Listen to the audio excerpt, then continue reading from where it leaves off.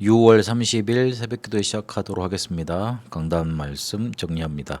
아모스에 나타난 그리스도란 제목으로 아모스 9장 11절에서 15절까지 말씀 확인했습니다.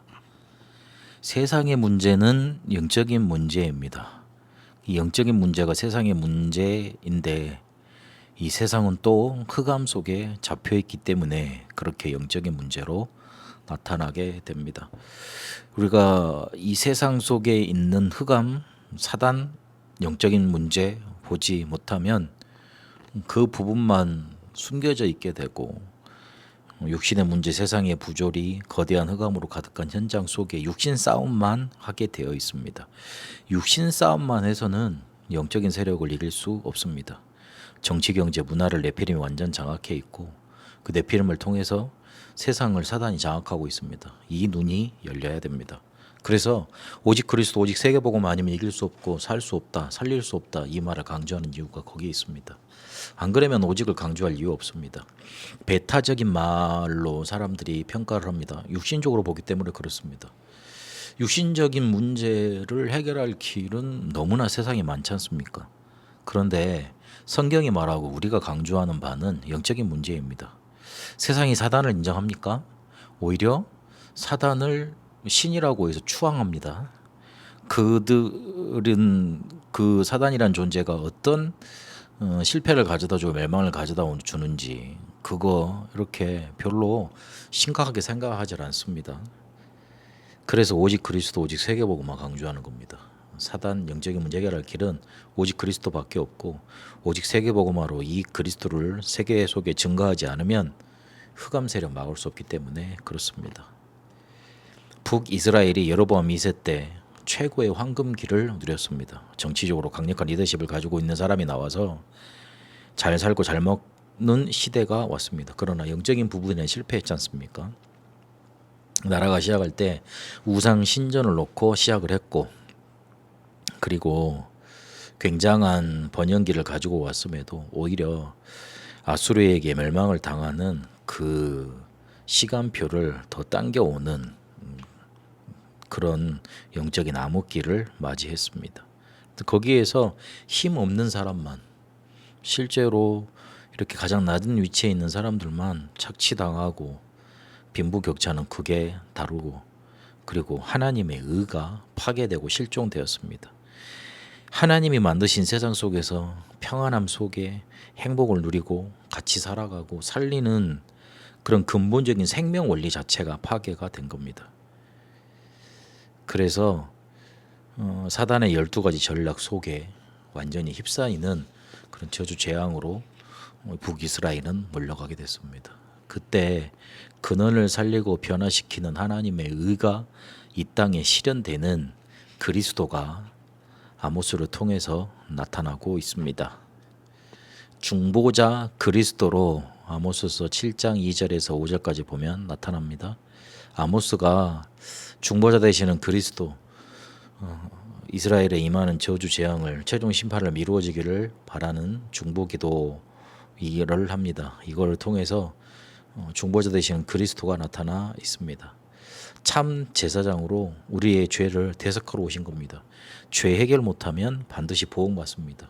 그래서 죄 없으신 분이 우리에게 참 제사장으로 오셔서 죄와 사망의 법에서 우리를 영원히 해방시키신 겁니다.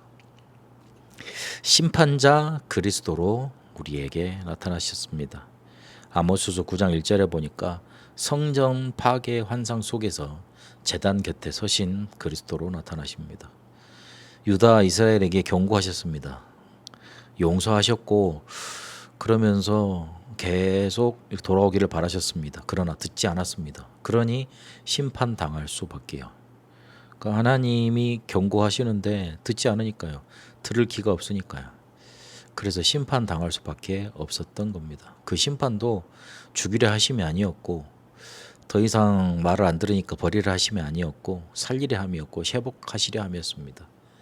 참 왕으로 오셔서 그리스도께서 마귀의 일을 멸하셨는데 그 심판의 목적이 마귀와 그 사자들을 옥에 가두고 그들을 따랐던 사람들을 심판해야 성도들을 건져내시고 그리고 축복하시고 새하늘과 새 땅을 인도하실 수 있을 것 아닙니까?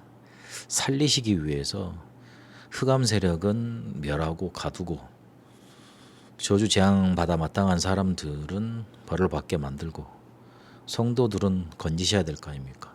그렇게 마귀를 멸하러 참 왕으로 오신 겁니다. 그리고 구원자 그리스도로 나타나십니다. 다윗의 무너진 장막을 일으키시고 택한 백성을 모으시고 하나님 나라를 건립하셨습니다. 벌을 내리시는 것 같지만 심판하려 하셨는 것 같지만 회복하려 하심이었고 그래야지만 이방인들과 237의 5천 종족의 복음을 들고 하나님께 나아갈 수 있는 길을 열 수 있을 것 아닙니까? 하나님의 소원은 세계복음하고 이것이 하나님의 절대적 기원이고 소원이었던 겁니다. 그래서 다윗의 후손으로 그리스도께서 오셔서 참 선지자로 구원의 길을 여시고 구원의 역사를 이루셨습니다. 예수 그리스도를 믿고 영접하는 자가 하나님 자녀 되어져서 보좌가 임하게 되어 있습니다. 그들이 이 땅에 서게 될 때, 땅으로 나가게 될 때, 현장에 있게 될 때 하나님의 나라가 거기에 임하는 것이고 그들이 신분과 권세 누릴 때 하나님의 나라의 일이 나타나게 되는 겁니다. 그래서 그리스도께서 이루신 이 근본적인 변화, 회복하신 그 일을 내 안에서부터 시작해서 현장에 그리고 다음 세대 미래로 흘러보내기 위해서는 빛을 비추는 이 응답을 누려야 됩니다. 제일 먼저 내 안에 빛을 비춰야 됩니다. 그래서 내 안에 흑암 망대가 꺾이고 빛의 망대가 세워지는 24 누리면 됩니다. 우리가 안 되는 것만 하고 있기 때문에 그것만 조금 깨달아 버리고 오직 하나님께서 주신 것 집중하면 됩니다. 이거를 내 삶 속에 3집중 24로 누려가면 된다 그랬습니다. 그리고 가는 곳 현장에 빛을 비춰야 됩니다. 빛이 비춰지는 25 파수망대를 세우게 되는 겁니다. 돌을 제하고 깃발을 들고 대로로 수축하면 됩니다. 축복이 오는데 걸거치고 사람들이 와서 상처받고 넘어질 거 그거 없애야 됩니다. 흐름을 알려줄 수 있도록 흐름을 먼저 타고 전달해 줘야 됩니다. 특히 랩넌트 TCK들과 연결되어 있어야 됩니다. 조금 밥도 사주고 격려도 해주고 포럼도 하고 기도 제목 나누면 된다 그랬습니다. 미래를 향해 빛을 비추어야 합니다. 다음 세대가 빛을 볼 수 있도록 영혼의 기념비를 세우는 겁니다. 우리가 가고 난 다음에 우리 랩넌트들은 다른 세대가 될 것입니까? 아니면 다음 세대가 될 수 있을 겁니까? 출애굽 2세들이 이제 죽고 난 다음에 하나님이 함께 하셨던 걸 다 잊어버렸던 세대는 다른 세대가 되고 말았습니다. 사사기 2장에 그렇게 기록하고 있습니다. 그래서 사사기 2장에 다른 세대가 나타난 그 다른 세대가 어떻게 결말을 맺냐면 21장 25절에 보니까 각기 자기 소견에 옳은 대로 행했다 그리 되어 있습니다. 그러나 이 다음 우리 세대가 갔던 언약의 여정을 보면서 빛을 봤던 랩넌트들은 다음 세대로 랩넌트로 남게 될 겁니다. 우리에게 주신 것, 우리가 누리고 있는 것 지금 그대로 전달하면 되겠습니까? 그래서 우리는 믿음의 결단해야 됩니다. 나 한 사람이면 된다. 그걸 보고 우리 다음 세대는 믿음의 길을 갈 수 있게 됩니다. 세상의 문제를 영적인 문제로 보고 그 속에 잡혀있는 흑암 세상을 보고 그 눈 살리고 변화시키는 그리스도께서 이루신 의가 여러분에게 넘치도록 임하게 되시길 축복합니다.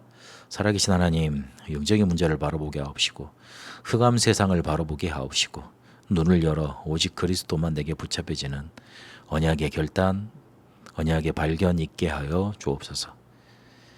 그리스도께서 이루신 하나님의 의 이 시간 붙잡고 오직 그리스도 붙잡고 오직 세계복음 언약 로 인도받기를 소원합니다. 다가오는 세대가 다음 세대로 이 언약을 붙잡고 인도받도록 내 안에 빛을 비추고 가는 곳에 빛을 비추고 미래 세대에 빛을 비추는 그런 빛의 망대 세우게 하옵소서. 살아계신 우리 주 예수 그리스도 이름으로 기도합니다. 아멘. 개인 기도로 인도받도록 하겠습니다.